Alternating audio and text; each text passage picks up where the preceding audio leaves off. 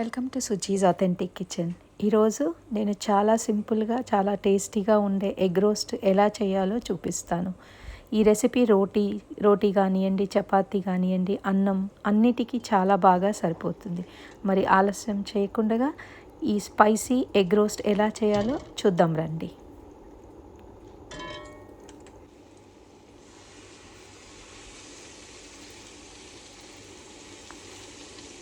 ఇప్పుడు ఒక గిన్నెలో నీళ్లు పోసుకొని ఆ నీళ్లు మరిగేటప్పుడు కొంచెం అంత ఉప్పు వేసుకున్న తర్వాత మనకు కావాల్సినన్ని కోడిగుడ్లు వేసుకోవాలి. నేనైతే 6 కోడిగుడ్లు వేశాను. వాటిని ఒక 15 నిమిషాల పాటు మంచిగా ఉడకబెట్టుకోవాలి. ఇప్పుడు కొన్ని పచ్చిమిర్చీలు, 2 ఉల్లిపాయలు సన్నగా తరిగి పెట్టుకున్నాను. అలాగే 2 రెబ్బల కరివేపాకు. ఇలా ఉప్పు వేసి ఉడకబెడితే దాని షెల్ అనేది చాలా ఈజీగా వచ్చేస్తుంది. ఇప్పుడు ఈ కోడిగుడ్డుని సన్నగా అంటే డీప్గా కాకుండా లైట్గా అలా ఘాటు పెట్టుకోవాలి. అరౌండ్ అన్ని కోడిగుడ్లకి అలానే ఘాటు పెట్టుకొని పక్కన పెట్టుకోండి. ఇప్పుడు అదే కడాయిలోనే ఒక 3 టేబుల్ స్పూన్ల నూనె వేయాలి.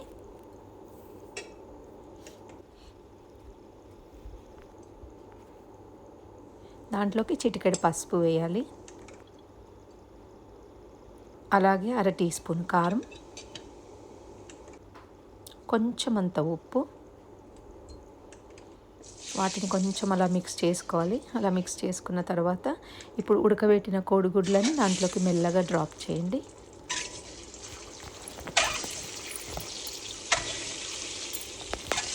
వాటిని సన్న మంట మీద కొంచెం దోరగా వేయించుకోవాలి. కొంచెం ఇట్లా లైట్గా రోస్ట్ అయ్యే అంతవరకు ఒక 2 నిమిషాలు రోస్ట్ చేస్తే సరిపోతుంది.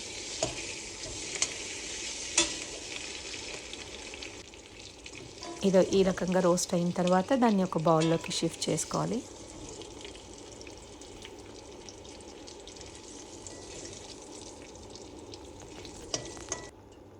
అదే కడాయిలో ఒక 3 టేబుల్ స్పూన్ల ఆయిల్ వేసుకోవాలి.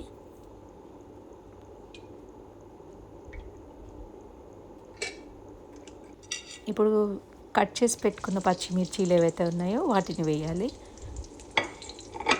అలాగే కరివేపాకు రెబ్బల్ని కూడా వేయండి. అవి కొంచెం ఫ్రై అయిన తర్వాత ఇప్పుడు సన్నగా తరిగి పెట్టుకున్న ఉల్లిపాయలు వేసుకోవాలి. కొంచెం అంత ఉప్పు వేసి ఆ ఉల్లిపాయలని చక్కగా ఫ్రై చేయండి.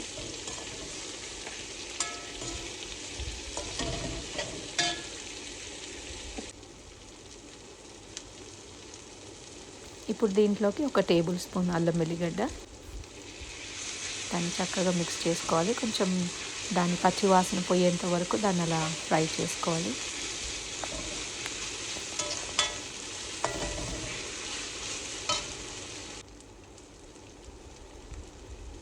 ఇప్పుడు చిటికెడు పసుపు,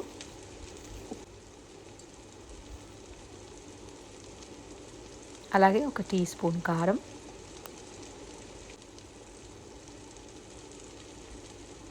2 టీ స్పూన్ల ధనియాల పౌడర్, 1/2 టీ స్పూన్ క్రష్ చేసినటువంటి నల్ల మిరియాలు, ఉప్పు రుచికి సరిపడా. వీటన్నిటి వేసి చక్కగా కలుపుకున్న తర్వాత ఇప్పుడు ఎగ్స్ని దాంట్లోకి ఫ్రై చేసుకున్న ఎగ్స్ ఏవైతే ఉన్నాయో దాంట్లోకి డ్రాప్ చేసి మీడియం ఫ్లేమ్లో పెట్టేసి దాన్ని ఒక 2 నిమిషాలు అలా రోస్ట్ చేయాలి. ఆ ఉల్లిపాయల ఫ్లేవర్ అంతా దానికి చక్కగా అంటుకునే రకంగా. ఇప్పుడు దాంట్లో గరం మసాలాను కొత్తిమీర వేసేసుకొని దాన్ని గార్నిష్ చేసేసుకోవాలి. చక్కగా ఒకసారి వాటన్నిటినీ మరొకసారి మంచిగా మిక్స్ చేసుకొని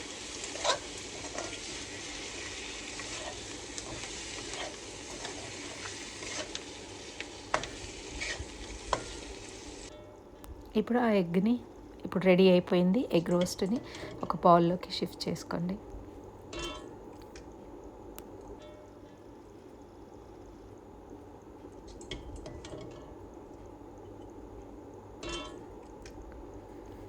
అంతే, ఎంతో సింపుల్గా ఎగ్ రోస్ట్ అనేది రెడీ అయిపోయింది. చాలా చాలా సింపుల్గా మరియు చాలా టేస్టీగా ఉండే ఎగ్ రోస్ట్ రెడీ అయింది. మీకు ఈ రెసిపీ నచ్చితే లైక్ చేయండి,